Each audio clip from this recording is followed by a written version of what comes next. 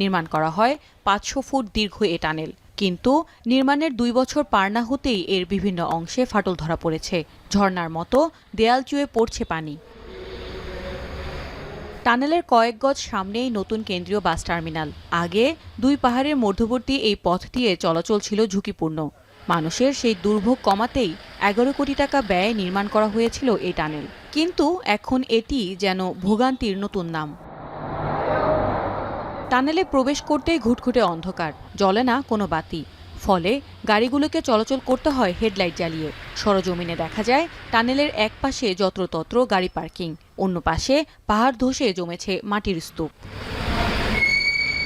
স্থানীয়দের অভিযোগ, জনগণের সুবিধার জন্য টানেল বানালেও কাজে আসে না তা, বরং অন্ধকার এবং দুর্গন্ধে এটি চলাচলের অনুপযোগী হয়ে পড়েছে। তারা ভালোভাবে কাজ করা নাই, এমনকি কাজগুলো অনেক বাকি আছে, তাদের সমস্যা হয়, যাতায়াতের জন্য সমস্যা।